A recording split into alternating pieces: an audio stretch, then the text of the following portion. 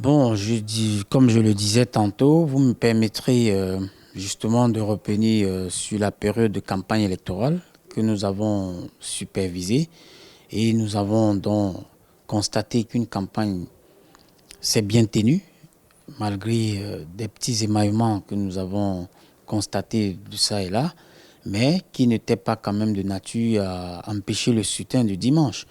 Et nous tenons donc à interpeller l'ensemble de la classe politique sénégalaise, la société civile, de sensibiliser davantage la population sur l'intérêt de comprendre qu'une élection ne saurait être un combat.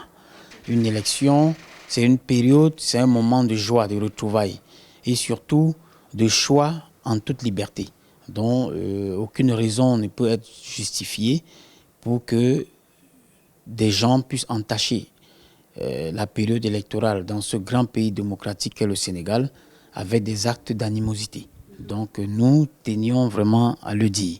Mais revenons sur nos impressions, elles ont été très bonnes dans l'ensemble. Et je pense que le dimanche qui suivait, la fin des campagnes, le jour du vote, nous avons sillonné beaucoup de villes. Et la seule chose que nous avons eu à remarquer, c'est les retards de démarrage de vote dans certains centres de vote dus simplement au retard des présidents du bureau de vote. Et nous avons donc interpellé la Direction générale des élections, la Sénat, pour des situations palliatives par rapport à cet état de cause. Parce qu'un bureau qui est ouvert, qui a le matériel, si le président est en retard, qu'est-ce qu'il faut faire? Il faut trouver une solution qui peut pallier à cela afin que les populations ne soient pas punies en venant exercer leurs devoirs citoyens. Non, puisque je venais de vous dire que nous tirons un coup de chapeau à la Direction générale des élections et tous ses démembrements, qui sont la Sénat, les affaires étrangères, tous ceux qui étaient partie prenante dans l'organisation, nous les tirons un coup de chapeau parce que techniquement, contrairement à beaucoup de pays que nous signons en Afrique, le Sénégal est un cas d'école. C'est un cas d'école, pourquoi? Parce que, je dirais simplement, la méthode basique d'une élection, c'est quoi? C'est d'abord l'acheminement du matériel électoral. Quand le matériel électoral est là et que les fiches sont disponibles, les gens il ne reste plus qu'à voter. Et je pense qu'au Sénégal, c'est devenu, je pourrais dire, une culture. Une culture, parce que le Sénégal aujourd'hui entre dans les États africains les matures en termes de démocratie, en termes même de culture électorale. Donc c'est une routine.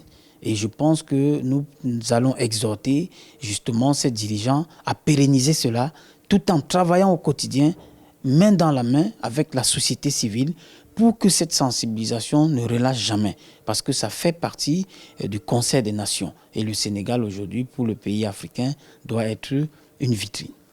Effectivement, nous avons fait même des recommandations dans nos déclarations préliminaires que nous avons déjà adressées à qui de droit, où nous parlons justement de la facilitation des votes. Parce que aujourd'hui, avec tellement de paperasses à fouiller, à chercher, cela perdure et ça fatigue les électeurs. Or, nous avons été en Côte d'Ivoire où nous avons expérimenté les tablettes et nous avons vu que cela gagnait vraiment en temps et ça facilitait aux gens de voter assez rapidement et rentrer vaquer à d'autres occupations. Donc nous avons recommandé à l'État sénégalais d'y penser. Ça, c'est premièrement. Deuxièmement, nous avons recommandé également qu'il y ait désormais un penchant très très regardant sur le casting des présidents des bureaux de vote et l'ensemble de leurs assesseurs pour pouvoir à même prendre des personnes qui sont plus jeunes. Premièrement, c'est pas pour dire que les vieux n'ont pas leur place, mais c'est simplement pour dire que les jeunes sont habilités à s'élever tôt et de mettre en place le système ou de mettre en place le déroulement du vote. Et ça, nous avons constaté que partout où il y a eu un peu de retard, des personnes étaient âgées. Alors, nous n'avons rien en Afrique, nous adulons nos personnes âgées. Mais pendant ce temps, nous devions aussi les protéger quand nous les aimons. Donc, il faudrait mettre en exergue, je dirais, la culture de faire travailler la jeunesse, de conscientiser la jeunesse. Parce que quand vous engagez les jeunes sur la question d'intérêt national, je pense que c'est une voie qu'on trace comme ça à la jeunesse, de savoir que l'avenir de l'État peut aussi les appartenir.